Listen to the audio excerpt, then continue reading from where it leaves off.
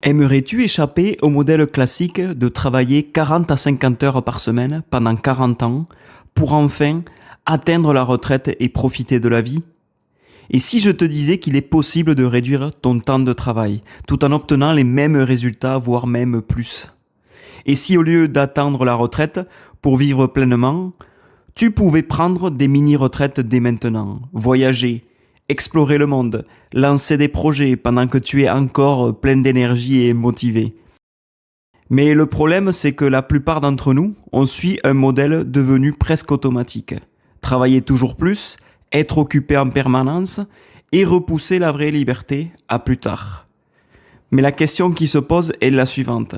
Et si ce modèle que l'on connaît tous était peut-être complètement dépassé? Eh bien, c'est exactement la question que pose Tim Ferriss dans son livre La semaine de 4 heures. Nous allons voir dans ce livre comment sortir de la course permanente au travail, comment éliminer les tâches inutiles grâce à quelques principes simples, afin de concevoir un mode de vie où le travail peut t'aider à atteindre ta liberté. Aujourd'hui, on résume ensemble le livre La semaine de 4 heures de Tim Ferriss. Allez, c'est parti!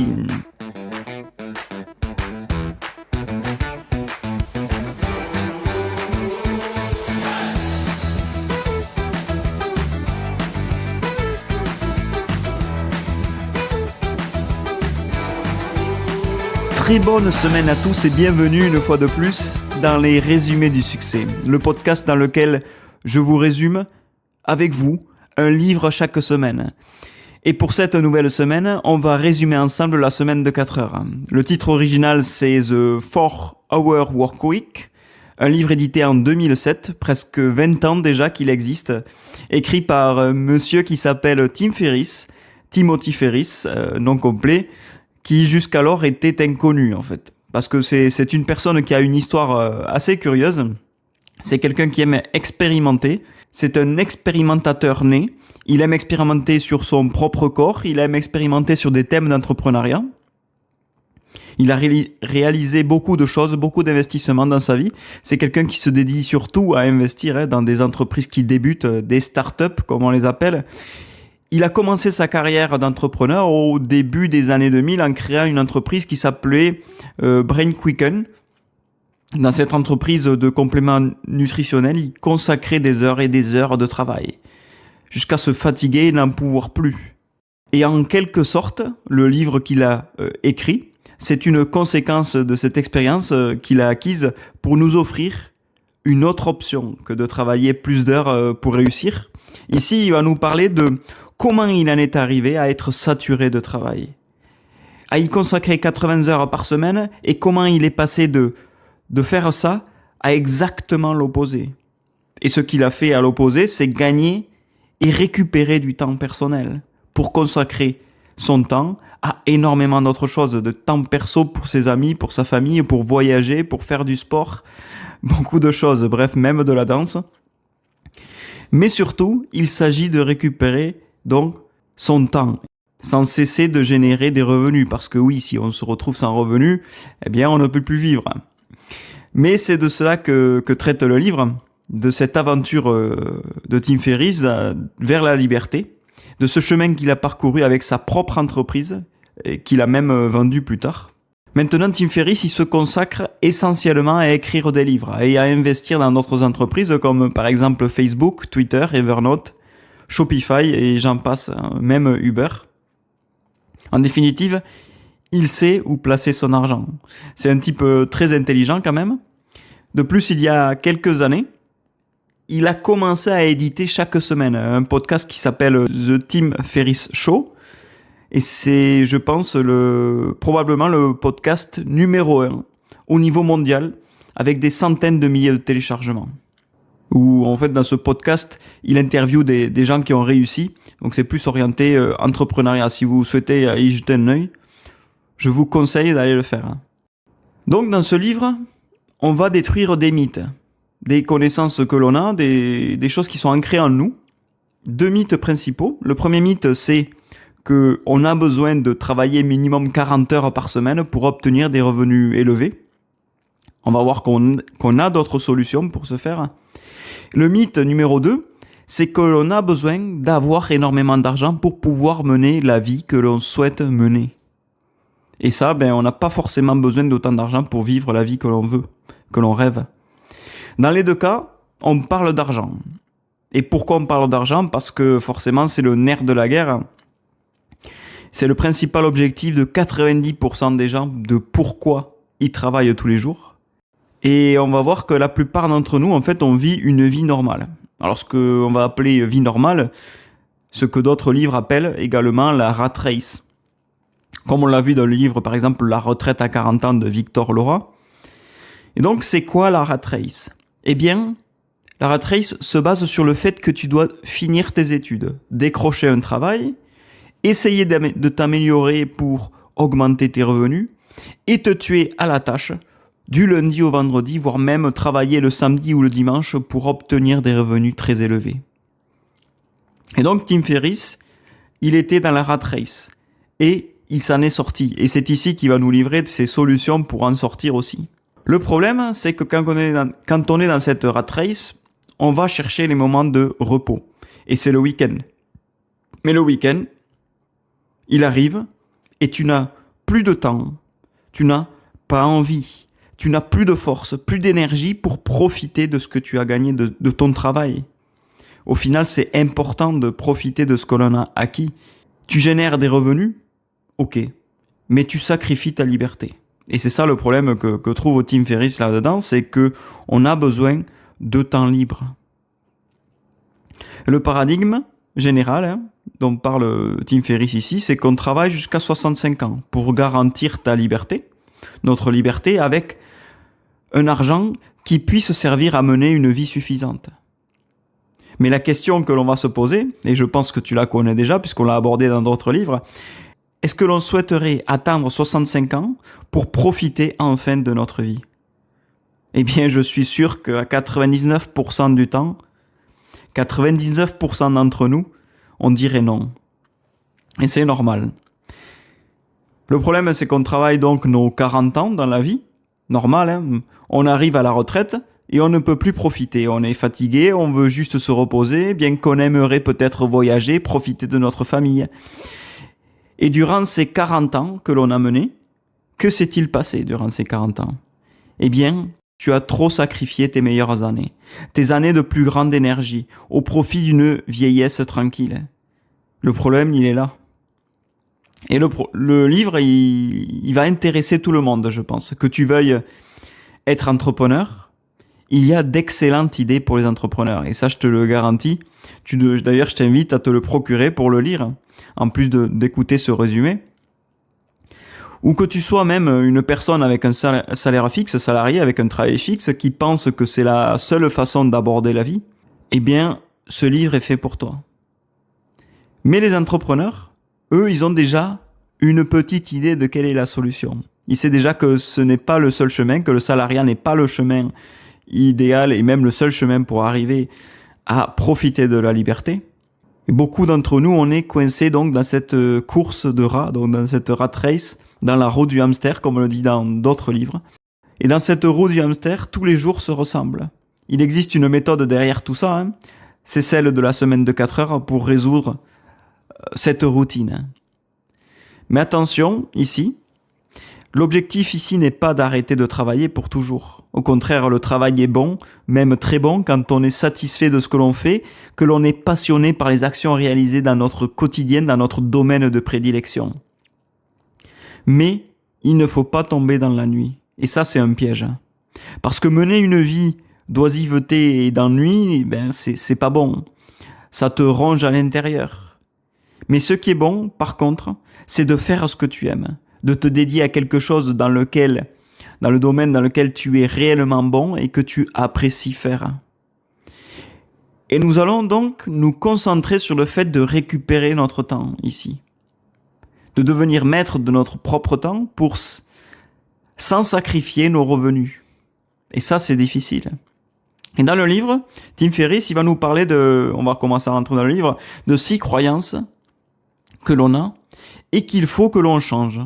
Parce que cela nous empêche de penser en termes de liberté plutôt qu'en termes de prison de travail. Parce que c'est vrai que On a des croyances en nous qui nous emprisonnent en fait dans notre routine. Et on va les voir ici. La première croyance, c'est que la retraite est le but. En réalité, la retraite n'est qu'une assurance économique, finalement, c'est pas un but de vie. Et cette assurance économique, elle existe pour quand tu n'auras plus la capacité de produire de l'argent et que tu aies la possibilité de survivre pendant 20 ans en attendant ta mort. Et ça, c'est difficile à entendre, mais c'est la réalité.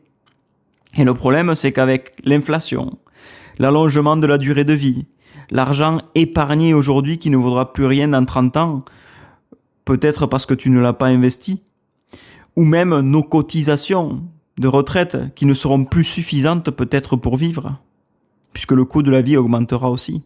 La retraite donc ne doit pas être un but dans ta vie. Et pour Tim Ferriss, il est plus intéressant donc d'investir de l'argent que d'attendre notre cotisation de retraite.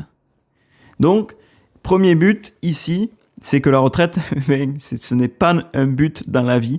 On doit vivre tous les jours pleinement et profiter chaque instant de notre vie. On ne doit pas attendre les 40 ans de travail pour se reposer. Deuxième croyance, plus je fais d'heures, plus je produis. Alors, nos capacités ne sont pas toujours à 100% pour travailler. Je suis plus productif, par exemple, moi, le matin que l'après-midi. C'est le matin que je travaille le mieux. Et quand j'arrive à 16 heures, après 8 heures de travail, eh bien, je ne suis plus productif. J'ai du mal à prendre des décisions à ce moment-là. Alors, je préfère travailler le matin où mon énergie est à son maximal pour prendre des décisions importantes et réaliser les tâches qui ont besoin de plus de concentration. Et moi, j'ai envie de te dire que plus je fais d'heures, moins je suis productif parce que plus je me fatigue. Et c'est la seconde croyance erronée qu'on doit changer. La productivité, en fait, elle ne s'obtient pas en travaillant plus d'heures, mais en travaillant moins, avec efficacité et durant les heures où tu es le plus productif. La troisième croyance que l'on va voir ici, c'est si tu travailles peu ou pas beaucoup, c'est que tu es paresseux, c'est que tu es feignant. Parfois, on se dit que l'on n'a pas assez travaillé aujourd'hui en termes d'heures, mais on doit penser différemment. On doit se dire, est-ce que mes tâches les plus importantes ont été réalisées aujourd'hui? Et si ce n'est pas le cas, eh bien tu planifies mieux ta journée pour demain, pour améliorer ton planning et réaliser tout ce que tu n'as pas atteint aujourd'hui. Ce que tu ne fais pas aujourd'hui, eh bien tu le feras mieux demain. Ne t'inquiète pas pour le travail parce qu'il ne va pas disparaître, il n'y a personne qui va le faire à ta place. Et l'important, par contre, n'est pas d'avoir l'air occupé, parce que souvent on charge notre journée au maximum, on fait de tout et de n'importe quoi, mais l'important, c'est d'être orienté vers les résultats, vers ce qui a réellement de l'importance. Par exemple, une personne qui fait son travail en 2 heures, par exemple, de manière hyper productive, génère plus de valeur que celle qui reste 12 heures au bureau, par simple obligation des horaires à respecter. Alors essaie de voir si tu peux travailler en te focalisant exclusivement sur les résultats plutôt que sur le temps que tu passes au travail. Allez, quatrième croyance limitée que l'on va voir ici, c'est il faut attendre le moment opportun pour se lancer. Alors là, j'ai envie de te dire que pour les entrepreneurs, le moment idéal, eh bien, il n'existe jamais. Il y aura toujours des excuses ou des obstacles qui vont t'empêcher d'avancer, mais tu dois agir et affronter les problèmes que tu vas rencontrer.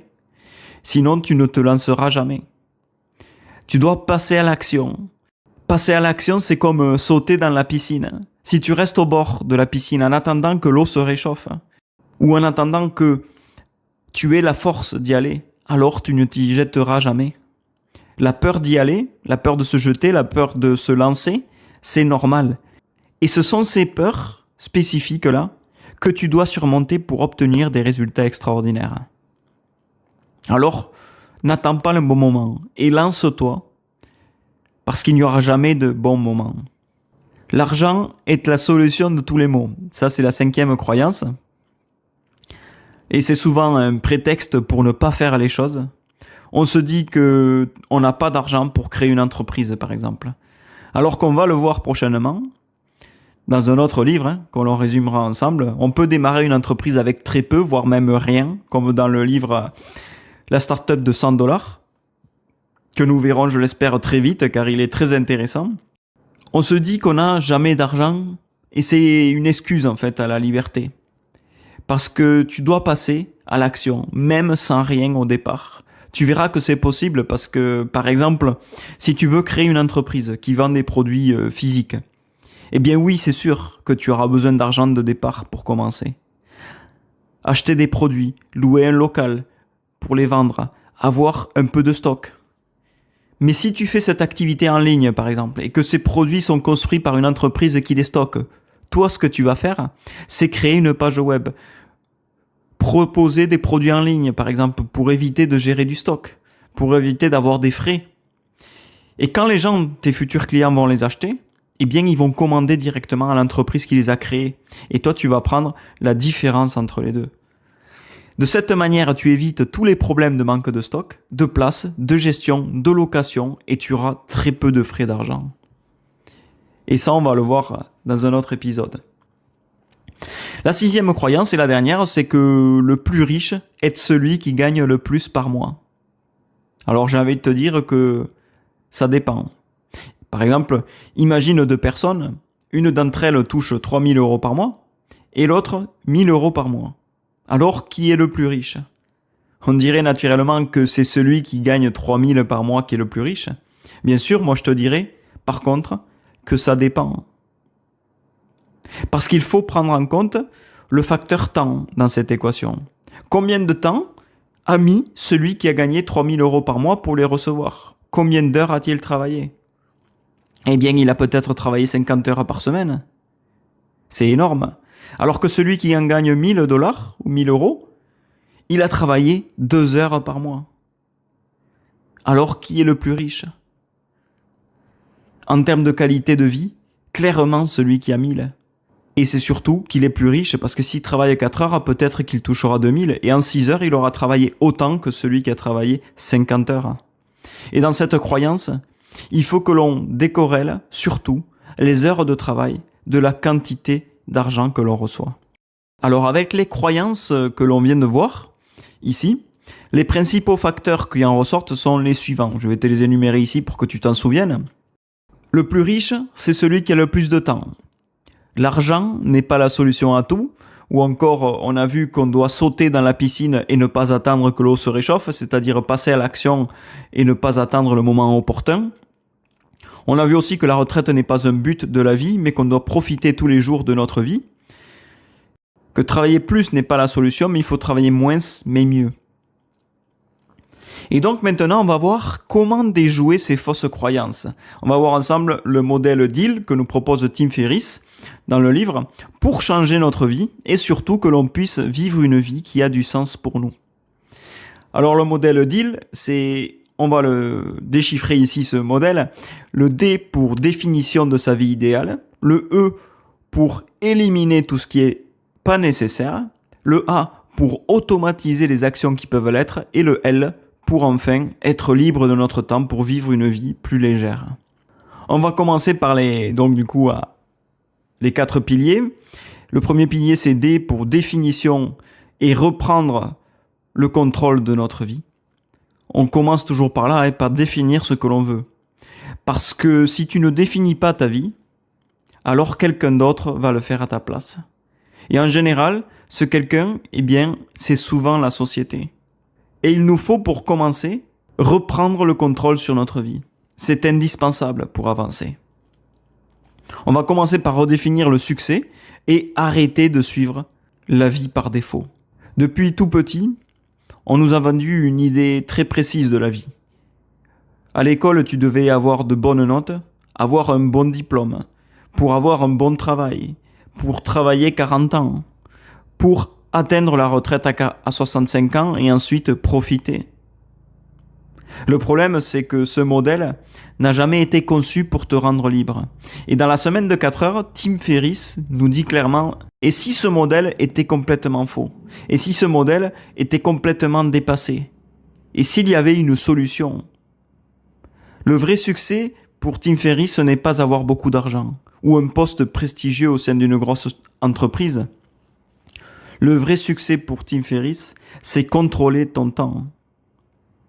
Parce que le modèle que l'on nous enseigne nous fait perdre du temps, ou tout du moins, cela nous enlève le contrôle sur notre vie.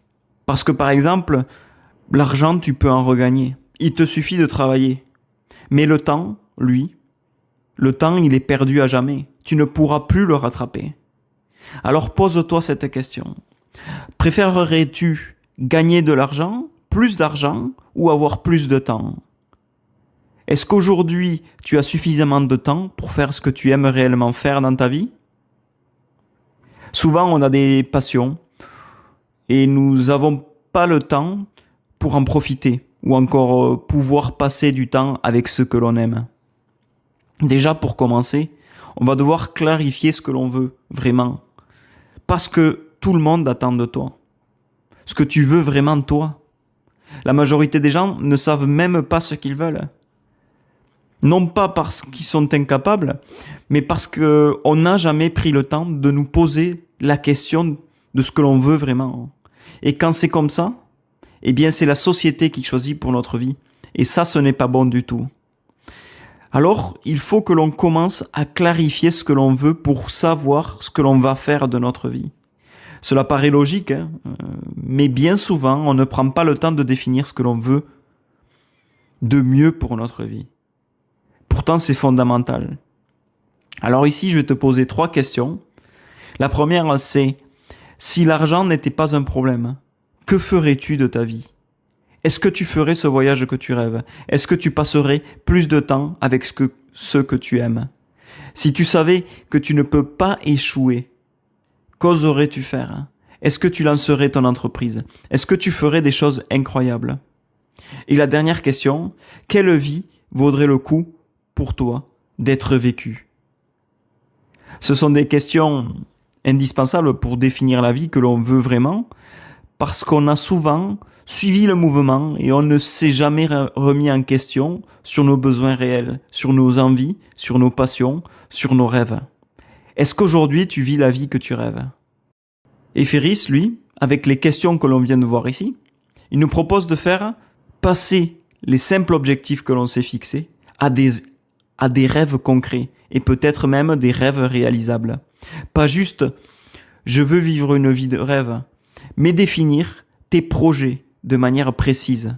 Par exemple, pour Tim Ferriss, c'était de vivre à Bali 3 mois, par exemple, lancer un business en ligne, apprendre une nouvelle langue, réussir un concours de danse, devenir champion de boxe, travailler 4 heures par semaine. Ça, ce sont les objectifs que s'était fixé Tim Ferriss et il les a atteints. Cela peut être tout ce que tu veux, n'importe quoi, mais tu dois le définir. Plus tu es précis, plus c'est réel et réalisable. Alors prends ton temps pour définir ta journée idéale, pour définir ce que tu veux réellement faire de tes jours, les rêves que tu veux atteindre. Visualise ce que tu veux vraiment, comme si tu le vivais déjà. Parce que, on l'a vu dans un autre livre, mais la visualisation est super puissante pour ça, puisque notre cerveau pense que c'est réellement faisable, que c'est réel, que ça se passe en ce moment. Essaie de ressentir les sensations. Si tu avais tout ce que tu rêves, si tu vivais ta journée idéale, essaie de ressentir les sensations. Note tout ça sur papier aussi, à un endroit que tu ne perdras jamais pour te rappeler de ton objectif de vie. Une fois que tu as défini précisément ce que tu veux pour ta vie, on va remettre en question la manière dont on vit aujourd'hui. On va remettre en question les règles du jeu. Voici une vérité que Tim Ferriss nous donne dans le livre. C'est que la plupart des règles que l'on suit dans notre vie sont des règles que l'on choisit de suivre. Et toi, tu as le choix de ne pas les suivre. Ça, c'est important. On a le choix dans notre vie. On n'est pas obligé de suivre ce que fait tout le monde. Par exemple, il faut travailler 8 heures par jour. Il faut rester dans la même entreprise longtemps. Ou encore, voyager, c'est pour les vacances seulement. Ou alors, on profitera plus tard. Pour le moment, on doit travailler. Tout ça, ça peut être changé. Parce que Tim Ferriss pose la question, qui a décidé ça, ce modèle? Personne ne t'oblige à suivre le modèle classique. Les nouveaux riches, selon Tim Ferriss, ils font une chose simple. Ils testent leurs propres règles. Par exemple, ils se posent la question, Pourquoi travailler au bureau?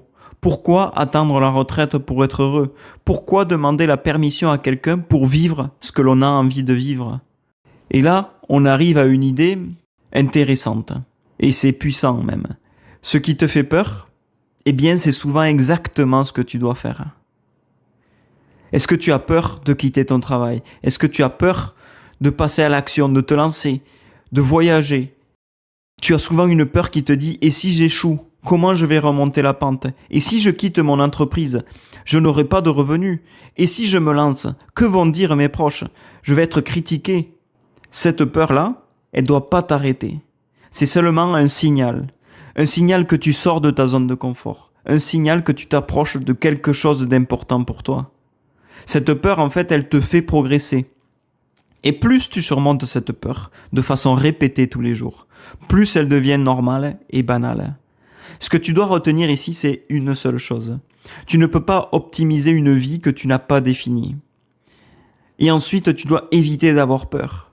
Donc avant de mettre en place ce qui va suivre, c'est-à-dire gagner plus, travailler moins et automatiser quoi que ce soit, c'est ce qu'on va voir par la suite du modèle, tu dois décider quelle vie tu veux vraiment construire. Et une fois que tu l'as définie, tu peux passer à l'étape suivante, te concentrer uniquement sur ce qui compte vraiment. Ta chose unique, ta one thing, comme on l'a vu dans un autre livre, dans notre résumé que je t'invite à écouter d'ailleurs. Quelle est la seule chose essentielle que tu peux faire de telle sorte que si tu la faisais, tout le reste deviendrait plus simple, voire inutile. Et c'est la question à laquelle on va répondre dans la suite du modèle DEAL. C'est la lettre E, c'est le bloc d'élimination. Maintenant que tu as défini comment tu veux réaliser ta vie et éviter toutes ces peurs et ces croyances-là, que tu en aies conscience qu'il faut changer, eh bien on va commencer à éliminer les choses qui sont inutiles autour de toi. Pour rappel, on est dans les 4 blocs de la méthode DEAL que nous propose Tim Ferriss pour reprendre le contrôle de notre temps. On vient de voir la définition. Et maintenant, on est dans le bloc E, consacré à l'élimination de tout ce qui n'est pas utile. Et dans ce bloc, c'est là que l'on va savoir comment supprimer le superficiel et garder l'essentiel et optimiser notre temps pour obtenir les meilleurs résultats. Tout ce bloc, en fait, il tourne autour de 2 principes. La loi de Pareto et la loi de Parkinson. La loi de Pareto, c'est la loi du 80-20, on l'a déjà vu, c'est un principe fondamental, mais je vais te le définir ici. C'est qu'il s'agit d'éliminer les tâches qui occupent beaucoup de temps, mais qui n'améliorent pas nos résultats. Il faut supprimer de sa vie professionnelle toutes les tâches qui ne fournissent pas de résultats. Pour illustrer l'application de la loi de Pareto, Tim Ferriss, en fait, il a analysé quels étaient les clients qui achetaient le plus dans son entreprise à lui. Il a conclu qu'il avait 120 clients grossistes, mais que seulement 5 d'entre eux, 5 de ses clients, fournissaient déjà 95% de ses résultats. C'est-à-dire que sur 120 clients qu'il avait, avec seulement 5, il atteignait 95% de son chiffre d'affaires. C'est un point que nous avons déjà développé dans d'autres résumés, mais je pense notamment à la méthode de GTD ou encore à les habitudes de millionnaire que je t'invite aussi à aller écouter si tu le souhaites, le podcast est sur la chaîne. Mais je pense que ce principe est une loi fondamentale de notre vie. Parce que si l'on comprend cette loi et qu'on l'applique dans notre quotidien, on se consacrera alors sur l'essentiel de notre vie, sur ce qui a réellement de l'importance pour nous. Et je pense que si vous commencez à analyser votre situation, à penser 80-20, vous obtiendrez les 20% de choses qui font vraiment la différence dans notre vie et nous amènent au maximum de résultats. Et Tim Ferriss a appliqué cette méthode, et qu'est-ce qu'il a fait? Eh bien, il a éliminé les 115 clients qui ne lui apportaient rien, ou que 5% de ses revenus. Et qu'est-ce qu'il a obtenu? Eh bien, en ne gardant que ces 5 clients, ses revenus ont légèrement baissé, c'est sûr. S'il gagnait 100, il en gagnait désormais 95. Mais ces 5 clients restants, ils ont bénéficié d'une meilleure attention. Il s'est plus préoccupé d'eux, il a été attentionné, il a été beaucoup plus dans les offres personnalisées pour adapter à ces 5 clients. Et donc, qu'est-ce qui s'est passé? Eh bien, ces 5 clients, ils sont restés fidèles à lui, à son entreprise. Ce qui lui a permis que ces derniers clients continuent à acheter ses services dans le temps. Et surtout, Tim Ferriss a récupéré 20 fois son temps libre, puisqu'il a moins besoin d'être présent s'il s'occupe que de 5 personnes au lieu de 120. Il a récupéré énormément d'heures qu'il consacrait à s'occuper de ses 115 clients qui ne lui fournissaient pas les revenus nécessaires pour justifier tout ce temps qu'il dédiait à cette activité en fait. Donc si vous avez 100 clients en tant qu'entrepreneur et que 20 d'entre eux vous fournissent 80% de vos revenus, eh bien concentrez-vous sur ces 20 clients et écartez les autres. Renforcez ces 20 clients. Traitez-les de la meilleure manière pour qu'ils rachètent chez vous, voire qu'ils achètent plus. Le fait d'éliminer les 80 autres ne se remarquera même pas. Au contraire, parce que cela va provoquer une amélioration dans l'entreprise et non seulement de la productivité, mais aussi des résultats élevés et de la fidélité. Mais aussi du traitement reçu par les clients restants parce que ça va générer beaucoup plus de revenus, mais aussi une gestion meilleure. Et ça, tu peux le faire dans ton quotidien. Regarde les tâches que tu fais dans ton quotidien. Si tu fais 10 tâches par jour, élimine les 8 tâches qui n'ont pas d'impact ou qui ne t'apportent pas les revenus que tu recherches, les résultats qui te feraient te démarquer des autres. En fait, tout ça, ça se réduit à gestion du temps, tout simplement. Comme la loi de Parkinson que l'on va voir maintenant. Dans le deuxième bloc, donc, il y a la deuxième loi de Parkinson, et elle stipule que le travail s'étale de façon à occuper le temps disponible pour son achèvement. Alors, qu'est-ce que ça veut dire? Ça veut dire que plus tu donnes du temps à une tâche, plus elle va prendre de temps. Par exemple, je te donne un exemple un peu lié avec cette loi de Parkinson. Je me souviens que je devais développer une application pour une grande entreprise à un moment donné. Au début, on m'avait dit que j'avais le temps pour la développer. On m'avait dit, bon, t'as 3 mois, fais comme tu peux, vas-y. Et comme j'étais dans un environnement où j'avais d'autres missions qui se chevauchaient, eh bien, je n'ai pas priorisé cette tâche jusqu'à la dernière semaine, car je me suis dit que ce n'était pas compliqué. Donc, les semaines passent, les mois passent, et il me reste une semaine pour effectuer cette tâche, développer cette application. Et puis la dernière semaine arrive, et en une semaine, j'ai travaillé d'arrache-pied pour y arriver. Et j'ai réussi en travaillant des heures, même le samedi, jusqu'au samedi soir, du matin au soir. Je commençais à 5 heures du matin, et je travaillais jusqu'à tard le soir. Et finalement, j'ai réussi à présenter cette application dans les temps. Et ce que je veux dire ici, c'est que j'avais 3 mois pour y arriver. Eh bien, cela a bien pris 3 mois aux yeux de l'entreprise, puisque 3 mois sont passés, alors que j'aurais pu dire que ça pouvait me prendre 15 jours. Sauf que j'ai travaillé que la dernière semaine. Alors, ce travail, il m'a pris, en réalité, on aurait pu dire 2 semaines. Plus on a du temps, donc, pour faire les choses, plus on prend notre temps. Et quand on a beaucoup de temps, eh bien, on repousse le début d'une tâche difficile que l'on veut effectuer, comme je l'ai fait. On repousse au début. Après, on rajoute des détails inutiles parce que plus on a de temps, plus on se dit que ce serait plus joli, plus optimisé. Oh, je vais rajouter une fenêtre supplémentaire, même si on me l'a pas demandé, je vais l'inclure aussi. Quand on a plus de temps aussi, on réfléchit trop. On est perfectionniste aussi, sur des choses qui n'en ont même pas besoin. Résultat, tu prends plus de temps que nécessaire. Alors que, à l'inverse, quand tu as peu de temps, tu te concentres sur l'essentiel, tu prends des décisions rapides et tu élimines le superflu.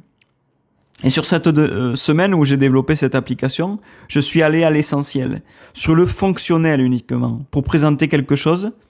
Et puis, a posteriori, j'ai fignolé les résultats, les détails, en fonction des feedbacks que j'ai reçus. Résultat, j'ai été beaucoup plus efficace et j'ai fait uniquement l'essentiel.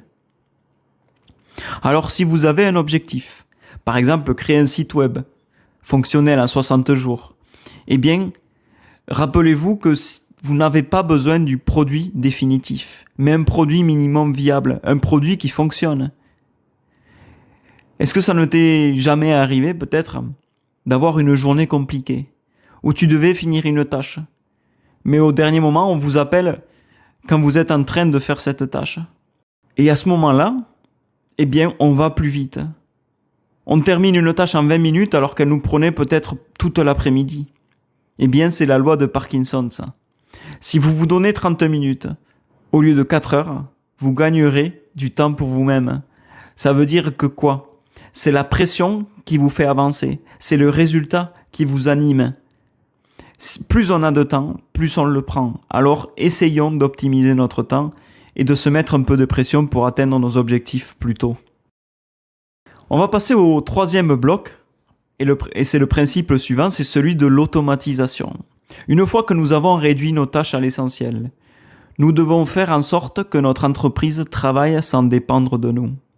C'est ce que j'appelle créer des systèmes, c'est ce qu'il appelle aussi Tim Ferriss, créer des systèmes. On en a parlé dans d'autres livres également. Si on veut tout faire nous-mêmes, dans notre quotidien, si on veut gérer toutes les tâches, et que chaque décision doit passer par nous, eh bien, on a un goulot d'étranglement qui empêche la croissance de notre entreprise ou même de notre service si on est encore un salarié. Cela veut dire que si on est absent, rien ne fonctionne. Et ce n'est pas ce que l'on veut. On veut que tout fonctionne de la même façon quand on n'est pas là. Et c'est ça le principe de l'automatisation. C'est faire travailler les choses en notre absence. Puisqu'on a vu que la vraie richesse, c'est notre temps, il faut que toute action que l'on mette en place, processus, puisse être automatisée. C'est ça le vrai objectif. Afin d'éviter toute rupture de service en notre absence. Que tout fonctionne quand on n'est pas là. Ça, c'est le but de l'automatisation. On doit donc créer des systèmes pour que les personnes qui sont impliquées, soit dans notre entreprise, soit dans notre service, sachent quoi faire de façon autonome à notre place dans 99% des cas. Cela veut dire que si on est absent, eh bien, il n'y a pas de problème. On ne sera là que pour les cas exceptionnels, les cas qui sont graves, le petit pourcent là qui reste. Une fois la machine, le processus, l'automatisation créée, eh bien, ça va générer des revenus tout seul. C'est-à-dire que les résultats viendront même en votre absence. Et ici, je ne parle pas seulement d'entrepreneuriat, je parle également du salariat. Si par exemple, lorsque vous partez en congé, personne ne peut vous remplacer, c'est un signe que vous devez automatiser. Une fois automatisé, eh bien, vous êtes libre de partir en congé, d'être absent, de travailler et même de travailler moins d'heures. Et dans l'entrepreneuriat, c'est ce que Tim Ferriss appelle les business muses. C'est un business qui travaille sans notre présence. Et ici, il nous propose 4 étapes pour créer un business muse. La première étape, c'est choisir une niche de marché facile à atteindre. Il est plus facile de définir des niches petites et concrètes. Par exemple, si tu as un projet de lancer un service de sport en ligne, au lieu de viser toutes les femmes pour un service de fitness, par exemple, ce serait trop générique, tu vas viser peut-être les femmes qui sont sportives, qui viennent d'accoucher et qui veulent perdre ces 7 kilos qu'ils ont pris après l'accouchement.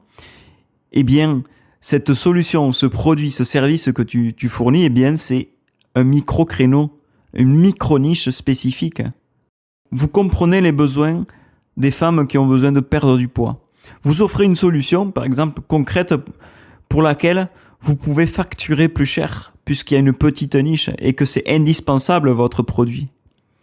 Parce que c'est spécifique. Il y a très peu de concurrence, mais le besoin, il est précis. Un besoin que l'on doit combler avec notre produit que l'on va proposer. Donc, définir une micro-niche. Plus c'est spécifique et précis, plus ça va fonctionner. Deuxième chose, c'est qu'on doit trouver une bonne idée de produit. Parce que le bénéfice de ce produit, il doit pouvoir s'exprimer en une phrase courte. Par exemple, ce produit vous permet de perdre 3 kilos en 28 jours facilement et en toute sécurité. Ensuite, une fois que tu as défini ta phrase unique qui définit ton produit, tu dois définir le prix. Et selon Tim Ferriss, le prix doit se situer entre 50 et 200 dollars. Et si tu es en dessous de 50 dollars, eh bien, il y a trop de concurrence. Donc, il faut être entre 50 et 200 dollars. Parce que si tu es au-dessus de 200 dollars, par exemple, eh bien, le client, il va demander une attention plus personnalisée.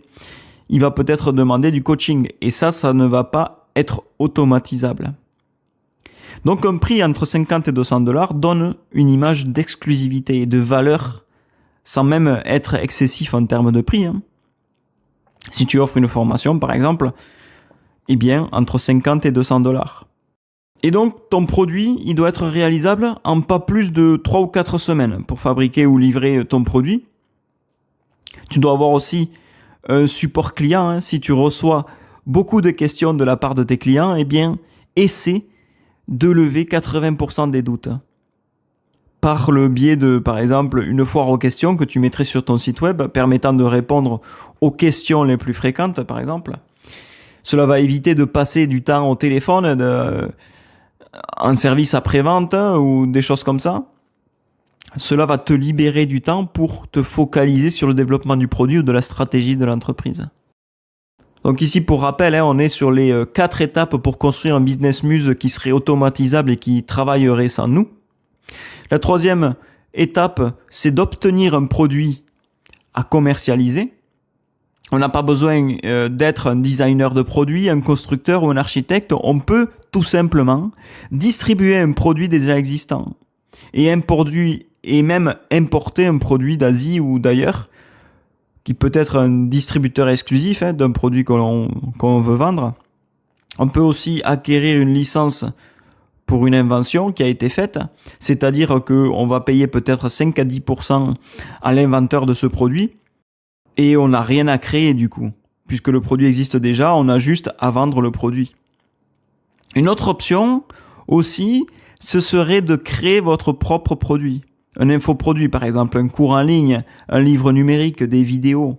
Mais ici, l'infoproduit, je pense que c'est le mieux parce qu'il peut s'agir de ton expertise que tu as ou d'informations que tu as récupérées et que tu empaquetteras d'une autre manière, par exemple.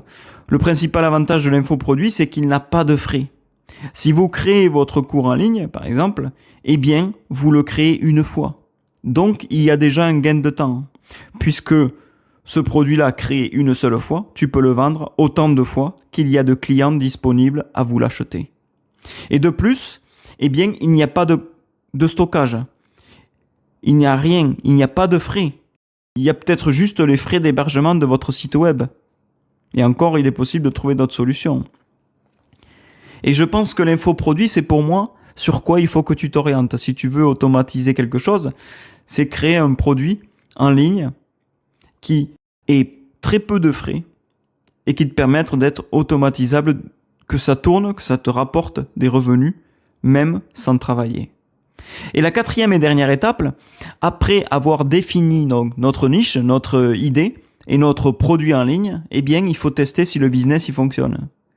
Et ça, c'est la méthode du Lean Startup, un livre que nous allons voir aussi prochainement dans le podcast. On va en voir beaucoup. Moi, j'ai une liste de plus de 50 livres qui vont suivre, donc restez bien présents chaque semaine. Et le but de Lean Startup étant de créer un produit minimum viable et de le tester. Et la méthode qui fonctionne selon l'auteur et entre autres entrepreneurs qui l'ont mis en place, cette méthode consiste à créer une page web pour un produit qui n'existe pas encore. Tu mets un peu de pub sur Facebook par exemple, qui cible ta niche. C'est assez facile à mettre en place. Et une fois que tu as mis en place cette page de publicité, si par exemple 300 personnes sur 1000 cliquent pour acheter ou télécharger, vous avez la preuve alors que le produit est recherché et que c'est un besoin pour vos clients. Il est inutile de passer 800 heures à créer quelque chose que personne ne veut. Alors la solution, c'est de tester avant de créer quelque chose. Par exemple, j'imagine que cela vous est déjà arrivé d'aller par exemple dans un magasin. Par exemple, pour acheter une cuisine, comme je l'ai fait récemment, tu choisis ta cuisine, tu choisis ta couleur, tu choisis ta taille, tu choisis tout ce qu'il faut. Mais au moment de payer, eh bien on te dit, vous devrez attendre 12 semaines ou plus pour le recevoir. Alors qu'on a payé pour un produit qui n'existe pas alors. Alors cela veut dire que l'on peut faire la même chose et que ça va marcher. S'ils le font, si les grandes enseignes le font, comme là, une enseigne de cuisine, eh bien tout le monde peut le faire. Une fois que le produit est lancé et que le volume de vente est stable, ensuite, l'idée est de mettre en place les systèmes automatisés pour pouvoir faire un pas en arrière sans que l'entreprise ne s'arrête. Et pour cela, on doit commencer par diriger, maîtriser les entrées et les sorties de notre entreprise et tout ce qui se passe dans l'entreprise. On doit toujours diriger nous-mêmes au début. On ne peut pas automatiser dès le début. On doit diriger nous-mêmes pour savoir exactement comment tout fonctionne, comment répondre à tout, comment tout s'imbrique. Et une fois que la machine a commencé à fonctionner, que tu maîtrises tout et que tout roule et que tu sais où peuvent être potentiellement les failles, alors on va créer des systèmes. Et pour cela, donc comme on l'a vu, on va créer une entreprise exclusivement en ligne qui soit durable. Et même ce que tu peux faire, quand tu as des actions que tu pourrais arrêter de faire, que tu pourrais même sous-traiter certaines tâches à des entreprises spécialisées, par exemple. Et si tu as besoin de quelqu'un, par exemple, pour expédier des colis, tu t'en es peut-être chargé au début, c'est toi qui faisais la livraison, c'est toi qui empaquetais, c'est toi qui pliais le linge, par exemple, si tu fais de la vente de linge en ligne. Eh bien, maintenant, tu ne dois plus le faire. Tu dois déléguer tout ça, passer le flambeau et commencer à gagner du temps en externalisant ou automatisant ce qui peut l'être. Et alors, à ce moment-là, tu peux gérer avec une entreprise externe. Tout ce qui peut être géré par l'extérieur, tu peux le déléguer. C'est sûr, ça aura des coûts, mais le temps que tu as te libérer sera énorme. Par exemple, Amazon, eux, c'est ce qu'ils font. Tu peux stocker tes produits dans leur entrepôt et lorsqu'ils sont vendus, ils sortent directement de chez eux, ils ne passent jamais par chez toi. Et ça, c'est une économie. Un gain de temps, un gain d'argent. Et c'est là que tu peux faire de même pour toutes les autres tâches de ton entreprise, par exemple. Tu dois aussi t'assurer que toutes ces sous-entreprises aient une voie de communication claire entre elles, parce que les entreprises doivent communiquer clairement. Peut-être par un système informatique que tu pourrais mettre en place pour garantir une communication fluide, toujours afin d'éviter des ralentissements ou des possibles problèmes, retards, gagner du temps en gestion, éviter les problèmes. C'est ça, automatiser aussi. C'est simplifier la chaîne de valeur. Ce que tu peux faire aussi pour automatiser une entreprise au maximum, c'est ne pas proposer 50 000 produits. Nous l'avons vu avec la méthode du 80-20, et nous le verrons dans d'autres livres plus orientés business que nous verrons ultérieurement. Si tu proposes trop de produits, les clients auront des doutes et poseront des questions à ton personnel pour se dire « mais comment vous faites pour créer autant de produits ?» Alors que si tu limites les options, par exemple, tu vends un seul produit, tu le proposes à une seule ou deux couleurs, noir et blanc par exemple. L'envoi se fera par exemple par un seul livreur. Et tu peux payer que par 2 méthodes de paiement, par Mastercard ou par PayPal par exemple. Alors à ce moment-là, il n'y a plus de place pour le doute. Tu as moins de retours clients, moins de certitudes, moins de questions. Et c'est plus simple. Ensuite, une fois que tu as fait ça, tu vas filtrer tes clients. Parce qu'il y a probablement des clients qui sont problématiques. Ce sont ceux qui payent peu, mais qui demandent beaucoup. Ce dont tu as besoin ici, ce sont des clients qui paient beaucoup d'argent et qui dérangent très peu. Ce sont ceux qui sont généralement identifiés à ton produit, identifiés qui se reconnaissent dans ton offre et dans ta marque. Et rappelle-toi que les produits trop bas attirent les problèmes. Donc, essaie de te placer entre 50 et 200 $, 200 €, comme on l'a dit tout à l'heure. Vise un produit moyen ou haut de gamme pour filtrer les clients. Moins de clients, mais des clients meilleurs, plus de bénéfices et beaucoup moins de soucis. Une stratégie que tu pourrais mettre en place, qui est courante dans le marketing en ligne, c'est d'offrir une garantie perdre et gagner. Par exemple, si tu peux dire au client que si vous n'aimez pas mon produit après 30 jours, eh bien vous pouvez me le ramener, me le rendre, et je vous donne 10% en dessus du prix de remboursement. C'est-à-dire que si le produit vaut 200, eh bien moi je vais vous donner 220 au bout de 30 jours si vous n'êtes pas satisfait. C'est une garantie où tu sembles peut-être perdre de l'argent au départ, c'est sûr, hein, tu en perds peut-être, mais tu es tellement convaincu de la qualité de ton produit que tu sais que ça n'arrivera jamais.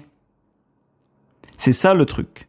Tim Ferriss explique que lorsqu'il a introduit une garantie où il remboursait le prix plus 10% additionnel, ses ventes, elles ont explosé. Elles ont augmenté de 300%.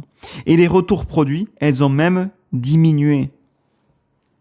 Cela donne une sécurité aux clients qui n'est pas négligeable. Un exemple intéressant aussi pour mettre en avant ce que l'on vient de voir, c'est celui de Noah Kagan, qui est entrepreneur américain, il est fondateur de AppSumo. Et au début de sa carrière, Noah Kagan, il travaillait énormément, beaucoup d'heures. Comme beaucoup d'entrepreneurs, il passait beaucoup plus d'heures au travail et ça signifiait pour lui plus de succès. Mais en lançant AppSumo, il a adopté une approche beaucoup plus proche de la philosophie de Tim Ferriss dans ce livre. Et son entreprise qu'il a créée, elle vend des logiciels à prix réduit pour les entrepreneurs. Au lieu de gérer chaque vente manuellement, il a construit un système où les produits sont vendus automatiquement sur une plateforme en ligne. Donc, pas de gestion, pas de frais. Le marketing fonctionne grâce aux emails et aux partenariats. Donc, c'est moins cher, moins coûteux. Il ne paye pas de frais de publicité. Il a aussi une équipe qui gère le support client et les opérations, qui est externalisée, donc c'est pas lui qui gère. Et lui se concentre seulement sur la prise de décision stratégique et importante. Voilà, on vient de résumer là, avec cet exemple, tout ce que l'on vient de voir. Et quel en a été le résultat ? Eh bien, l'entreprise qu'il gère aujourd'hui, elle génère des millions de dollars de revenus. Mais Noah Kagan, il ne travaille plus dans un modèle classique de 50 à 60 heures par semaine. Il explique souvent que son objectif n'était pas de travailler plus, mais de construire des systèmes qui travaillent pour lui. Et c'est ça, c'est exactement ça l'idée centrale du livre. Au lieu d'échanger ton temps contre de l'argent, tu dois construire un système qui génère de la valeur, même quand tu n'es pas devant ton ordinateur. Après avoir appris à définir notre vie et à éliminer le superflu, il est temps maintenant de passer à la dernière lettre. L pour libération, pour liberté. Et dans cette section, Tim Ferriss, en fait, il nous invite à remettre en question l'un des fondements plus ancrés dans notre société. L'idée que le travail doit être obligatoirement lié à un lieu précis. Et Tim Ferriss, il nous explique dans le livre comment il est passé d'un entrepreneur enfermé dans son bureau, dépendant de sa présence physique constante, à quelqu'un de capable de gérer ses activités à distance tout en voyageant à travers le monde. Et dans cette partie, il va nous montrer concrètement comment se libérer de la contrainte géographique du travail. Pourquoi le télétravail est souvent mal compris et comment en tirer un véritable avantage, bien qu'aujourd'hui il soit au centre de notre vie, pour certains, et surtout, comment construire un mode de vie où le travail s'adapte à votre vie, et non pas nous, on s'adapte au travail. C'est le travail qui va s'adapter à nous. Car au fond, l'essentiel, c'est la liberté. C'est pas seulement une question de voyage, mais on va le voir ici, c'est une transformation qui est profonde. On va passer d'un modèle où l'on doit être présent professionnellement, dans notre travail en tant que salarié ou en tant qu'entrepreneur, à un modèle totalement différent où on devient libre de choisir où, quand et comment travailler. Et pour cela, on doit briser nos croyances.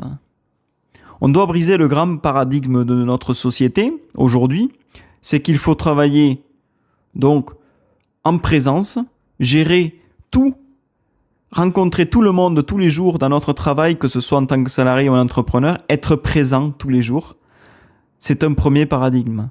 Et je vais vous commencer par vous poser des questions ici. Pourquoi attendre d'être vieux et d'avoir moins d'énergie pour profiter de notre vie et voyager, par exemple? Ou encore, pourquoi ne pas intercaler ces années de liberté? Par exemple, nos 20 ans de retraite que l'on attend, pourquoi on ne pourrait pas l'avoir aujourd'hui?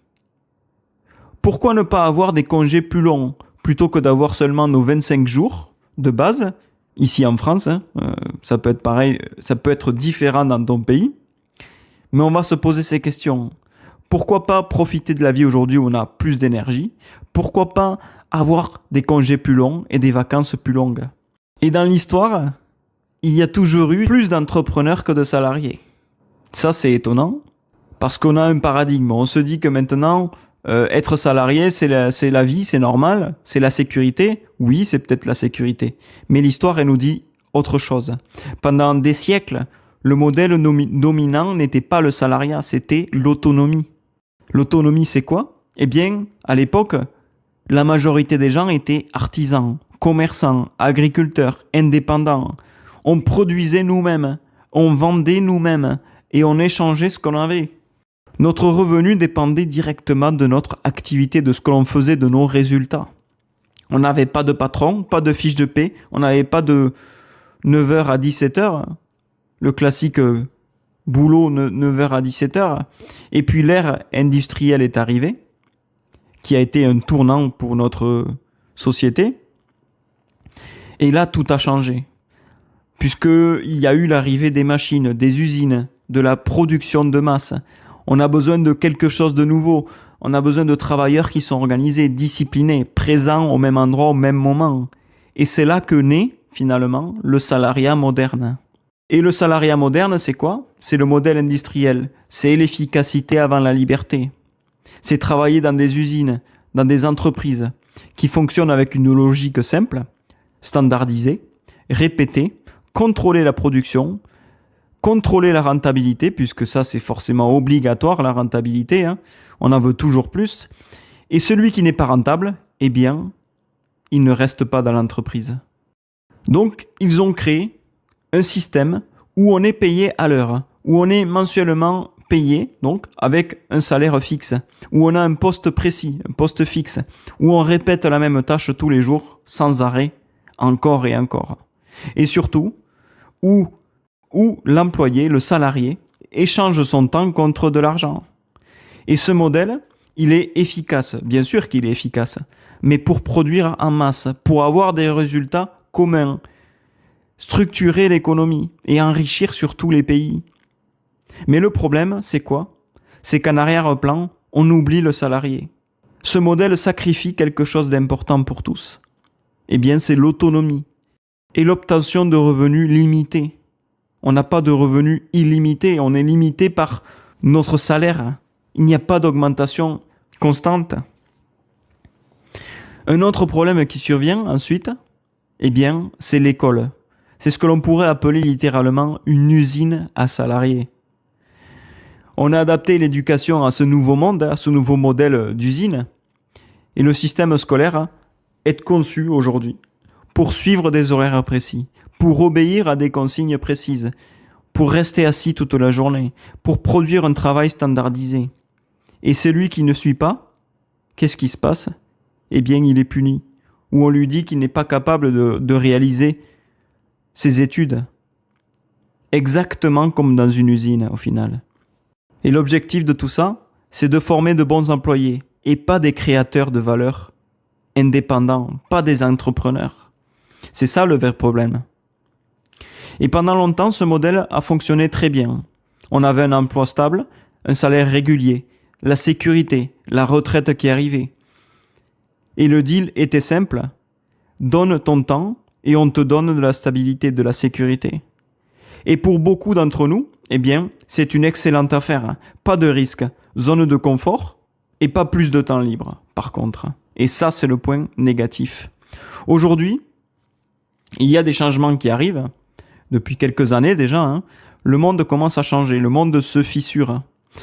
Internet est arrivé, l'automatisation est arrivée, puis l'intelligence artificielle. Puis aussi la maladie, le Covid, les guerres, tout ça vont changer ce modèle. Et le salarié n'est plus aussi stable qu'avant. Il est plus facile de licencier quelqu'un que ce ne l'était auparavant. Bien sûr, le salariat reste une forme d'emploi majoritaire et rassurante en apparence, mais il est aussi remarqué par une incertitude croissante. De plus en plus, les entreprises ont du mal à recruter, ont du mal à avoir plus de résultats. Les procédures de licenciement aussi, elles ont été simplifiées dans de nombreux cas, ou du moins rendues plus accessibles pour les employeurs. Cela ne signifie pas que les salariés ne sont plus protégés, mais plutôt que l'équilibre s'est déplacé. La sécurité de l'emploi repose moins sur la structure de l'entreprise et davantage sur la capacité individuelle à s'adapter, à se former et à rebondir. Alors qu'est-ce qui se passe ? Eh bien, si on ne se forme pas, si on ne s'adapte pas aujourd'hui au changement, eh bien, les freelances ou encore les personnes externes, les auto-entrepreneurs consultants, feront un meilleur job que nous. De plus, les augmentations de salaire ne seront plus autant d'actualité qu'auparavant. Et ce qui est d'autant plus important, c'est que le coût de la vie augmente, les guerres et puis l'inflation qui nous impactent également. À l'heure actuelle, après avoir subi le Covid, après avoir subi les guerres actuelles, cela engendre une réflexion dans chacun d'entre nous. Et cette évolution, ces événements, poussent de plus en plus de personnes, en fait, à reconsidérer leur rapport par rapport au travail, à diversifier leurs sources de revenus ou à envisager des alternatives comme l'entrepreneuriat, par exemple, ou le freelancing. Ou encore même, certains partent au bout du monde pour changer de vie, car ils ont besoin de revenir à l'essentiel. Et c'est ça qui est important, l'essentiel, c'est-à-dire ce qu'ils ont réellement besoin dans leur vie.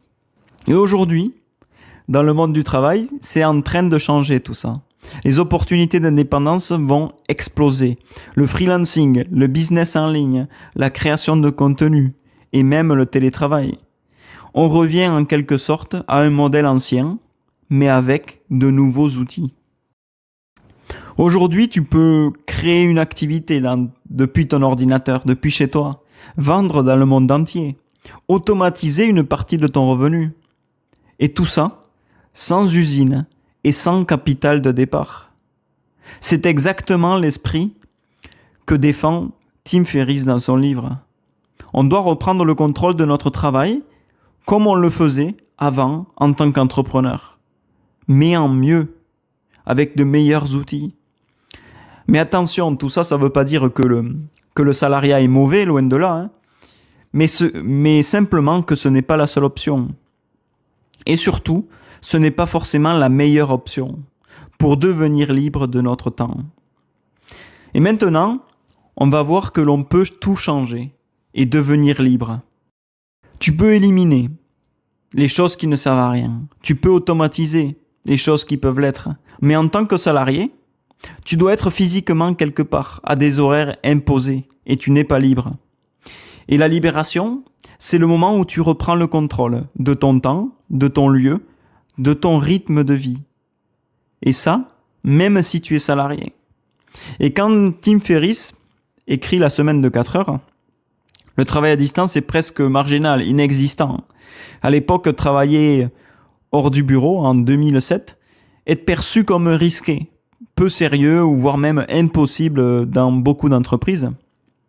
Aujourd'hui, la situation a changé, entre guillemets, grâce au Covid, bien sûr.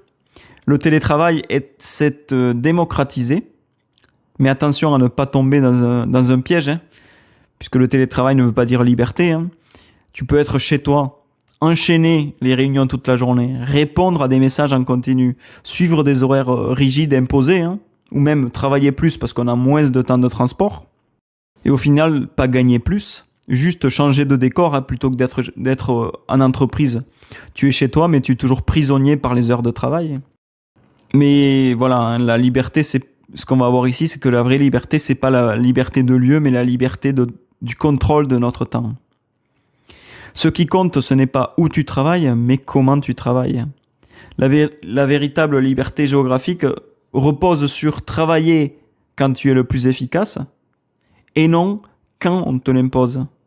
Organiser ton temps autour de tes pics d'énergie, c'est-à-dire travailler mieux le matin ou quand tu es plus efficace. La véritable liberté aussi, c'est éliminer les contraintes qui ne servent à rien et qui t'empêchent d'avancer. Par exemple, pour devenir libre de ton temps, tu peux déjà définir quand tu es plus productif, le matin ou le soir. Parce que déjà ça, si tu peux le faire, c'est déjà mieux que 90% des gens. Parce que dans le modèle classique, tout le monde est forcé de travailler selon les règles strictes. Tu dois être présent de 8h à 17h tous les jours. Et nous, on va essayer de changer ça. Et Tim Ferriss, il propose de sortir de cette logique industrielle du travail, comme il l'appelle. Son idée est simple, adapter le travail à l'humain et pas l'inverse. Et ici, il casse une croyance très répandue. Non, tu n'as pas besoin de démissionner pour être libre de ton temps. Et beaucoup de gens pensent que la seule solution, c'est quitter leur job, devenir entrepreneur, tout recommencer. Mais Ferriss, lui, en fait, il propose juste une approche totalement différente, une approche stratégique. Il ne s'agit pas de tout lâcher, mais d'optimiser de façon intelligente ta situation actuelle. Et pour ça, eh bien, il propose une stratégie en 4 étapes pour se libérer. Même en tant que salarié, ça fonctionne. Avant même de commencer à demander plus de liberté dans ton travail, plus de télétravail ou plus d'autonomie dans ton travail, il y a une règle simple que Tim Ferriss nous propose, c'est qu'on doit d'abord devenir quelqu'un qu'on ne peut pas ignorer. Parce que dans le monde professionnel, la liberté ne se donne pas comme ça par hasard. En fait, cette liberté, elle va se négocier. Et ton pouvoir de négociation pour atteindre cette liberté, pour l'obtenir, elle va dépendre directement de ta valeur perçue, de ce que tu apportes à l'entreprise. Et pourquoi cette étape est essentielle ? Parce que si tu es facilement remplaçable dans ton entreprise, alors ton employeur, il prend peu de risques à refuser de t'aider à atteindre cette liberté. Il ne va pas t'aider.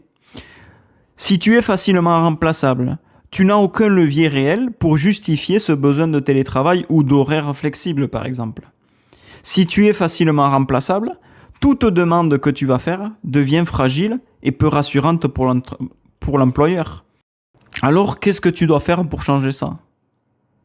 Tu dois faire tout ton possible pour devenir irremplaçable. Parce que si tu es irremplaçable, tu crées une dépendance positive de l'entreprise vers toi. Ton absence devient un problème pour l'entreprise. Tes demandes deviennent légitimes. Si tu demandes plus de repos, eh bien, on va te le donner. Et Tim Ferriss, il ne dit pas qu'on doit être bon. Il parle d'être stratégiquement précieux pour l'entreprise. Il parle de devenir expert dans ton domaine, de devenir indispensable aux yeux de tous. Et pour ça, qu'est-ce qu'on va faire ? Eh bien, on va développer des compétences qui sont rares et utiles pour l'entreprise. Toutes les compétences n'ont pas la même valeur. Ce qui compte, ce n'est pas de savoir faire quelque chose, mais à quel point il est difficile de te remplacer sur cette tâche. Par exemple, tu peux maîtriser un outil critique que peu de gens comprennent. Tu peux combiner plusieurs compétences, exemple technique de travail plus une communication extraordinaire. Tu peux résoudre des problèmes que personne ne veut résoudre ou ne sait résoudre. Plus ta compétence que tu as est rare et utile, plus ta valeur va exploser et tu vas devenir irremplaçable. Ce que Tim Ferriss suggère, c'est qu'on ne doit pas être généraliste dans notre domaine. On doit devenir spécifique, travailler sur des résultats stratégiques. Et ce que tu peux faire ici, c'est déjà pour commencer, c'est que tu vas te poser un instant et commence à faire un état des lieux de ton travail actuel. Demande-toi si tu es indispensable, si tu peux devenir meilleur et comment le devenir, si ce n'est pas le cas. Réfléchis aux résultats que l'entreprise attend et focalise-toi là-dessus. Oriente ton travail vers ces résultats et focalise-toi sur devenir expert, excellent dans ton domaine. L'étape 2, c'est de faire en sorte que l'entreprise investisse en nous. Une fois qu'on a déterminé comment devenir stratégiquement irremplaçable, on va se poser la question de comment l'entreprise va pouvoir investir en nous. Et quand une entreprise investit en nous, en temps, en formation, en responsabilité, eh bien, ton importance vis-à-vis de l'entreprise augmente. Elle réduit aussi l'envie de te perdre, elle veut te garder, donc potentiellement des augmentations, un changement de poste supérieur. Elle va renforcer aussi ton poids dans les relations avec l'entreprise, c'est-à-dire dans toute négociation, peut-être qu'elle te priorisera. Concrètement, qu'est-ce que tu peux faire ? Eh bien, tu peux proposer de prendre en charge un nouveau projet. Demande aussi à être formé sur un outil clé que personne ne veut utiliser ou ne veut être formé. Positionne-toi sur des missions à forte valeur ajoutée. Plus l'entreprise va miser sur toi, plus tu deviens difficile à remplacer. La troisième étape, c'est qu'on doit devenir indispensable sur les tâches clés. Tu dois utiliser donc la méthode 80-20 ou la loi de Parkinson qu'on a vu tout à l'heure, ou dans la première partie. En appliquant ces deux lois, tu fais autant, voire plus de travail en moins de temps, puisque tu vas sélectionner tes 20 tâches les plus importantes. Et tu vas aussi optimiser ton temps pour que les tâches prennent moins de temps. Et surtout, tu vas mesurer tes résultats, mesurer ta productivité, mesurer ton impact concret sur ton travail, sur l'entreprise, et tu vas le présenter. Tu vas montrer tes résultats. Chaque semaine, tu vas, par exemple, faire un état des lieux de l'avancement de tes tâches. Quelque chose de bien structuré, par exemple un tableau de bord, sur lequel tu vas montrer tes résultats. Plus tu seras visible vis-à-vis de ton entreprise et que tu montreras tes résultats, plus tu mettras en valeur ce que tu as réussi à faire, plus cela te donnera d'arguments pour te laisser travailler à distance, pour avoir plus d'augmentation, pour avoir plus de liberté de temps et plus de confiance. Toutes les tâches ne se valent pas, bien sûr. Certaines sont répétitives, facilement délégables et peu stratégiques. Mais d'autres, celles sur lesquelles tu vas te focaliser, ce sont les tâches critiques, liées aux résultats, difficiles à confier à quelqu'un d'autre. Et ton objectif, c'est de te rapprocher de ces tâches-là. Exemple, gérer une relation cliente importante, piloter un processus essentiel métier, détenir une expertise spécifique dans une équipe. Mais attention avec ça, il ne s'agit pas de te surcharger, mais de te positionner là où tu comptes vraiment pour les sujets stratégiques de l'entreprise. Et la quatrième étape, c'est que tu vas te focus sur les résultats. Une fois que ça marche, eh bien, tu vas essayer de demander un peu de jours de télétravail, c'est-à-dire de travailler à distance, puisque tu vas dire, par exemple, que les temps de trajet te font perdre du temps. Tu vas essayer avec un jour. Après, tu vas passer à 2 jours, puis à 3 jours, puis plus encore, pour te focaliser sur ton side business, sur les temps de trajet au travail que tu as gagné. Et tout ça pourquoi, ce télétravail? Pour gagner du temps, pour créer ton side business à côté. Et bien souvent, cela peut être des heures pour certaines personnes. Je t'invite à faire le calcul, combien de temps tu passes dans les transports, et ce temps, tu vas l'investir dans ton entreprise que tu vas créer à côté. À ce stade, ton patron, il réfléchit plus à ta présence puisque tu es irremplaçable. Et comme tu apportes des résultats, lui va plus se focus sur tes heures de présence, mais sur tes résultats essentiels. Si tu lui apportes les résultats qu'il veut, il ne pourra pas te refuser. On vient de voir donc les 4 étapes pour se libérer en tant que salarié du numérique, administratif, bureautique ou d'autres au travail, du moins sur des travails où la possibilité de travailler à distance est possible, pour gagner du temps de trajet, économiser de l'argent et encore ensuite dégager du temps pour créer quelque chose à côté. C'est un changement fondamental, parce que tu passes d'être une personne qui exécute, qui fait ce qu'on lui demande, à suivre des instructions. Tu es interchangeable avec quelqu'un d'autre. Tu passes d'un exécutant donc à une personne de valeur qui propose des solutions pour l'entreprise, qui améliore des processus existants et qui produit des résultats qui sont mesurables. Et dans une négociation, avec ton employeur, ce qui compte, ce ne sont pas vraiment tes efforts, ce sont tes résultats. Plus tu es précieux, plus tu donnes de résultats, plus tu as de pouvoir. Et plus tu as de pouvoir, plus tu peux négocier ton temps, plus tu peux négocier ton organisation et plus tu peux créer ta liberté. Et c'est exactement ce que Tim Ferriss nous dit dans le livre. La liberté, c'est pas un point de départ, c'est une conséquence de tes actions, de tes résultats. Parce que tu es irremplaçable, donc ils vont te laisser un peu plus de liberté. Ce que tu dois retenir ici, tu ne demandes pas de liberté à ton entreprise. Tu te mets dans une position où on a intérêt à t'accorder cette liberté. Donc, avant toute négociation de liberté, de temps de travail flexible, de télétravail, tu dois augmenter ta valeur. Rends-toi visible aussi par tes résultats, non pas par ton temps passé. Deviens aussi difficile à remplacer. Parce qu'au final, plus tu es utile dans ton domaine, plus tu es libre. Et ce que tu vas faire ensuite, c'est négocier intelligemment ton télétravail. N'arrive pas en disant « je veux travailler depuis chez moi ». Mauvaise approche. Je pense que tu devrais tester plutôt à demander 1 jour par semaine, comme on l'a dit tout à l'heure. Et présente ça comme, par exemple, une expérience que tu veux faire pour prouver que tu es capable d'obtenir plus de résultats en moins de temps.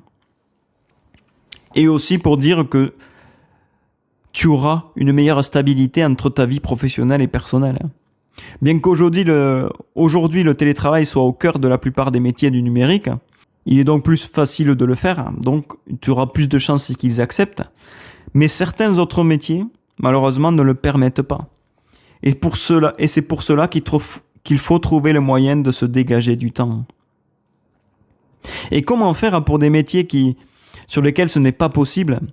Eh bien, je pense que cela passe par se former, par monter en compétences, pour ne pas rester dépendant de notre temps pour gagner notre argent.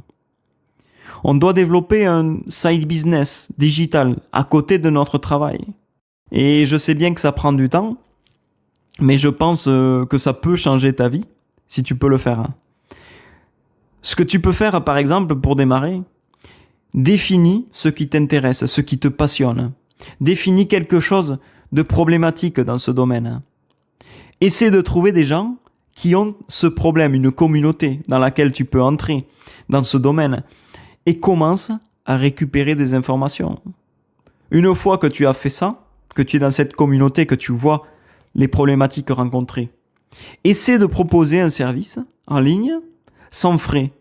Propose un service en ligne sans vrai produit, mais uniquement de la publicité pour sonder un peu le besoin. Si des personnes cliquent sur ta page, sur ton offre, c'est qu'il y a une vraie opportunité. Et une fois que tu as validé, commence à créer ton produit en ligne, digital, un business muse, comme le dit Tim Ferriss, qui sera facilement automatisable, qui ne te demandera pas beaucoup de temps à gérer. Donc, tu t'es dégagé du temps pour créer un side business qui te permet également d'avoir des revenus supplémentaires. Donc, tu n'as pas besoin de quitter ton travail, ni de lever des fonds. Tu lances ton side business petit à petit, rapide, rentable, en parallèle de ton travail actuel. Plus tu deviens expert dans un domaine précis, plus tu accumules des compétences rares, comme on l'a vu tout à l'heure, des problèmes que tu sais résoudre, une compréhension fine des besoins des autres. Et ça, c'est exactement la matière première d'un side business. Un exemple concret, par exemple, si dans ton travail de salarié, tu travailles sur un logiciel précis de visualisation de données, par exemple, au quotidien, tu vois toujours les mêmes galères, des dashboards qui sont inutilisables, des modèles de données qui sont mal conçus, des équipes qui sont perdues, qui ne savent même pas optimiser les performances de leur outil. Alors, tu peux transformer ça en un side business. Une formation de ce logiciel de visualisation, par exemple. Des templates prêts à l'emploi. Du coaching personnalisé pour les grosses entreprises. Ou des offres d'audit. Tu peux utiliser ton emploi actuel pour mettre en place ton side business. Parce que tu as déjà cette connaissance. Et tu peux la mettre en place petit à petit à côté. Parce que si tu as acquis cette confiance avec ton entreprise, tu peux leur demander si à côté de ça, tu peux créer ton entreprise. Et je suis sûr que ils vont te l'accorder. La logique que l'on verra dans un autre livre, c'est que tu ne dois pas partir d'une idée. Tu dois partir d'un problème réel que tu maîtrises déjà. Tu ne cherches pas la perfection non plus. Tu vas chercher une première vente rapidement. Tu vas pas construire une start-up énorme. Tu vas construire une source de revenus qui va être minimale au début, mais qui va croître avec le temps. Mais le vrai objectif de tout ça, ce n'est pas juste un extra de revenus. C'est un levier de liberté, des revenus décorrélés de ton temps et un accélérateur de carrière. Tu vas devenir encore plus expert sur ton domaine. Et surtout, tu transformes ton temps que tu as libéré en actif, pas juste sur du repos. En résumé, tu vas optimiser ton travail pour gagner du temps.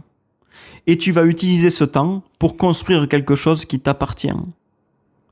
Et en avançant dans ton side business, tu peux aussi l'automatiser et réduire ton temps de présence pour te libérer encore davantage de temps. Et une fois que tu as fait tout ce cheminement que l'on vient de voir ici, tu peux voyager, vivre ailleurs, élargir le champ des possibles. C'est ça la vraie vie. C'est changer de réalité. Parce que Tim Ferriss, il l'a fait. Il est en vacances toute l'année, il dit. Quand tu vis ailleurs, ton coût de vie peut chuter. Tu peux vivre à l'étranger. Ton stress va diminuer si tu vis aujourd'hui à Paris et que tu vas au Costa Rica au bord d'une plage paradisiaque, que tu travailles toujours devant la plage. Tous les matins, tu vas te promener, tu vas sentir cet air frais. Tout ça va te faire du bien. Le stress va diminuer et ton temps libre va augmenter. Tu vas terminer ton travail et tu vas partir te promener dans la jungle ou même au bord de la plage. C'est un luxe que personne ne peut se payer. Et si tu pouvais le faire, réfléchis-y. Et surtout, tu dois réaliser une chose, c'est que ta façon actuelle de vivre n'est qu'une option. C'est toi qui l'as choisie. Et ce que veut nous dire Tim Ferriss dans son livre, c'est qu'une fois que tu as lancé ton business en ligne, sur Internet, qui est accessible du monde entier finalement, eh bien cela veut dire que tu peux travailler de n'importe où dans le monde. Cela veut dire que notre business qu'on a créé ne nous libère pas seulement de notre temps, mais aussi notre liberté de mouvement. Ce qui nous permet de voyager où l'on veut, tout en gérant notre entreprise. C'est ça la vraie liberté. Plus seulement une liberté de temps, mais aussi une liberté de mouvement. Tu pourrais même augmenter ton niveau de vie, tout en payant le même prix, ou même moins pour certains pays. Si tu es aujourd'hui à Paris, je suis sûr que si tu vas dans un pays moins développé, eh bien tu auras plus de marge de manœuvre et tu pourras vivre une vie encore plus libre. Dans cette partie qui porte sur la liberté, Tim Ferriss il nous dit qu'au début, dans le business que tu as créé, tu peux partir quelques jours en vacances. Puisque ton business est automatisé, commence par tester 15 jours par exemple. Si tu commences à déléguer des choses, tu peux commencer par 15 jours, puis tu vas augmenter petit à petit. Et en fonction de tes absences, des feedbacks à ton retour, tu vas pouvoir modifier ce qui n'a pas fonctionné. Qu'est-ce que ça va te permettre? De profiter tout au long de ta vie. Et les mini-retraites, selon Tim Ferriss, c'est de prendre 1 à 6 mois de congé. Régulièrement pour vivre pleinement. Pas un jour par-ci par-là, pas une semaine par-ci par-là. Mais 1 à 6 mois. C'est là vraiment que tu vas découvrir que tu peux te reposer. Parce que souvent on prend 1 semaine, 2 semaines. Le problème c'est qu'on ne décroche pas de notre travail. Ensuite, Tim Ferriss il nous parle du vrai luxe. Et dans la semaine de 4 heures, il casse une croyance profondément ancrée. C'est celle qui associe le succès à des signes extérieurs de richesse. Comme avoir une grosse voiture, avoir un titre prestigieux ou encore un salaire très élevé. Ces éléments, selon Tim, eh bien, ce sont souvent des illusions sociales. Ce qu'il nous dit dans le livre, c'est que ça donne une impression de réussite, mais qui ne garantit en rien une vie réussie. Le vrai luxe, pour lui, c'est beaucoup plus simple et beaucoup plus puissant. Le vrai luxe, c'est te réveiller naturellement le matin, sans le réveil. C'est organiser tes journées selon tes priorités, selon ton énergie, selon tes envies. C'est refuser aussi une opportunité sans stress, ni peur des conséquences. Autrement dit, le véritable luxe, c'est le contrôle de ton temps. Parce que derrière chaque élément que l'on croit vouloir, désirer, l'argent, le statut, les objets, le luxe, il y a en réalité une seule chose que l'on recherche. Et c'est ce que nous dit Tim Ferriss ici, c'est la liberté. Et quand tu contrôles ton temps et ta liberté de mouvement, c'est littéralement que tu reprends le contrôle de ta vie. Et le 10e conseil que propose Tim Ferriss ici, c'est le changement de paradigme. Tim Ferriss, il oppose deux visions du monde. L'ancien modèle, donc, comme on a vu tout à l'heure, travailler dur pendant des années, accumuler de l'argent, repousser le plaisir à plus tard pour la retraite. Le problème, c'est que ce modèle que l'on a vu, il repose sur une promesse incertaine, parce que rien ne garantit que tu auras l'énergie, la santé ou même l'envie de profiter à la retraite. Et donc aujourd'hui, on peut vivre mieux, on peut vivre en liberté, on peut contrôler notre temps. C'est ça la vraie différence avec avant. Ce n'est pas une invitation à travailler moins que nous propose ici, mais à mieux travailler. Et surtout, ce modèle n'est pas réservé aux entrepreneurs et aux digital nomades, mais en étant salarié aussi, c'est possible d'éliminer nos tâches inutiles, de nous concentrer sur les actions à fort impact, de négocier plus de flexibilité dans les horaires de travail. On peut aussi, en tant que salarié, récupérer du temps pour ce qui compte vraiment pour nous. Et le cœur de cette idée, c'est que la liberté ne vient pas forcément d'un changement radical, mais il vient de l'optimisation de notre temps. La liberté n'est pas liée à ton poste ni à ton statut social. Ça dépend bien de la stratégie que tu as mis en place, parce que beaucoup de personnes pensent qu'il faut tout quitter pour être libre. Et on a vu que c'est faux. Tu peux commencer maintenant. On va aborder maintenant 3 conseils qui sont transverses au livre, qu'on a abordé de façon transverse, mais on va un peu rentrer dans le détail. Le premier conseil, c'est de créer des revenus passifs, c'est-à-dire gagner de l'argent sans être là. Mais ici, passif ne veut pas dire argent facile, parce qu'au début, tu travailles, tu construis ton modèle, tu mets en place un système, c'est-à-dire ton side business, tu l'automatises, mais ensuite, l'argent que tu gagnes, il continue à rentrer sans toi. Par exemple, l'e-commerce automatisé, des formations en ligne, l'affiliation, les produits digitaux, comme on l'a vu tout à l'heure. Mais tout ça, tous ces revenus, tu peux aussi les investir en bourse, en crypto, dans l'immobilier. C'est ce qu'on a vu dans d'autres résumés. Mais en gros, voilà, ce premier conseil, c'est d'investir notre argent en bourse pour obtenir des revenus passifs.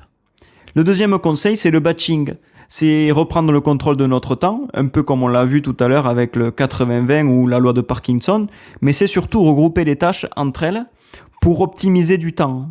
Puisque si tu as 4 tâches qui sont identiques, essaie de les regrouper pour gagner du temps. Par exemple, répondre aux mails 2 fois par jour, pas 50 fois, le matin et le soir par exemple. Faire tous les appels en même temps, traiter l'administratif en une seule session. Tout ça pour gagner du temps. Pourquoi ça marche ? Parce que chaque interruption que tu as te coûte de la fatigue mentale. Donc, pour éviter cette fatigue et pour optimiser notre temps, on va tout regrouper ensemble, toutes les tâches communes. Ce n'est pas le travail qui va te fatiguer, mais ce sont les interruptions, changer d'une tâche à une autre. Le troisième conseil, c'est protéger notre attention. Le problème, c'est qu'on vit dans un mode saturé d'actualité en continu, d'informations, de notifications, de réseaux sociaux. Et on croit qu'on s'informe avec tout ce qu'on a autour de nous. En réalité, ce qui se passe, c'est qu'on se disperse. On écoute, mais on ne comprend pas, on n'assimile pas l'information. Donc, ce que nous propose Tim Ferriss, c'est de consommer moins d'informations, mais mieux. Concrètement, ce qu'il nous dit, c'est qu'on doit arrêter les news en continu. On doit limiter les réseaux sociaux. On doit consulter nos emails à des heures fixes, comme on le disait tout à l'heure. Ne pas trop regarder, ne pas trop chercher d'informations et se limiter à que ce qui est essentiel. Le but ici, c'est de libérer de l'espace mental pour ce qui compte vraiment. Parce que toutes ces informations ne sont pas de la connaissance que tu acquiers. Et encore moins t'apporter des résultats. Tu dois sélectionner. Alors tous ces concepts que l'on a vus ici ont un point en commun, c'est qu'on doit reprendre le contrôle de notre temps, de notre énergie, de notre argent et surtout de notre vie.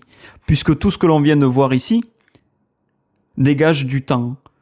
Les 3 derniers conseils, le batching, éviter le trop plein d'informations et dégager des revenus passifs vont te permettre de dégager du temps pour réaliser des petites retraites ou des vacances plus longues. Et voilà, on arrive à la fin de ce résumé de la semaine des 4 heures de Tim Ferriss. On a vu dans ce résumé du livre comment repenser complètement notre manière de travailler et de vivre. Et surtout, les principes clés qui permettent de sortir du modèle classique travailler pour gagner plus. Ou métro boulot dodo, comme on a vu dans d'autres résumés. Qu'est-ce qu'on a vu ici ? Le principe numéro 1 que l'on a vu ensemble, c'était définir ce que tu veux vraiment. Avant de chercher à travailler plus ou à gagner plus, on doit clarifier ce que l'on veut réellement. Plus de liberté, plus de temps, voyager, lancer un projet. Bref, c'est construire un style de vie qui te correspond. Dans le principe numéro 2, on a vu comment éliminer l'inutile. Parce que la plupart des résultats viennent des petites parties, des petites actions que nous faisons et on doit les identifier. Notre 80-20, on doit éliminer les tâches, ce qui ne sont pas importantes. On peut réduire drastiquement notre temps de travail tout en gardant l'essentiel des résultats. Le principe numéro 3, c'était automatiser ce qui peut l'être. Là, ici, on a vu comment qu'on doit créer des systèmes, déléguer les tâches qui peuvent l'être, automatiser certaines autres tâches ou revenus pour que le travail ne dépende plus uniquement de notre temps.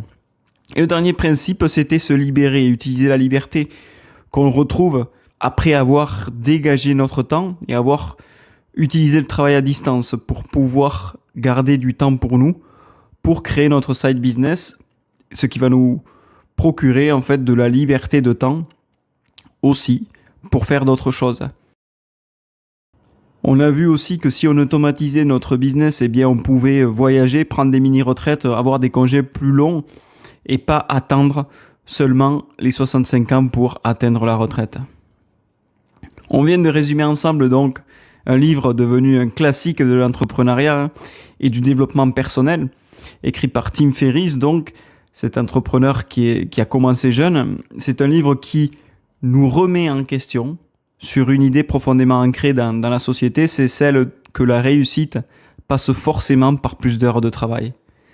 Maintenant, j'espère que tu as compris qu'il est possible, au final, d'avoir plus d'heures et plus de liberté de temps, liberté aussi de choisir où tu vis, comment tu vis, liberté aussi de décider comment tu veux utiliser tes journées. Mais attention, ce que je dis souvent, c'est que écouter ces idées, ça ne suffit pas en fait, parce que tu peux écouter des résumés, lire des livres, t'inspirer pendant quelques minutes. Mais rien ne change vraiment tant que tu ne passes pas à l'action. Et si tu veux que ce résumé serve à quelque chose, alors je t'invite à faire une chose simple. Choisis une seule idée que l'on a vue ici.